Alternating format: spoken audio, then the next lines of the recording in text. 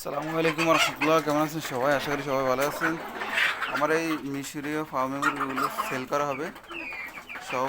সবগুলো রানিং ডিম পাড়া মুরগি। যদি কারো প্রয়োজন হয় যোগাযোগ করতে পারেন।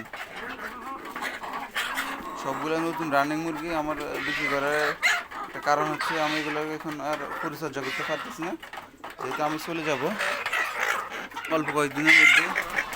এই জন্যে এগুলো সব বিক্রি করে দেব।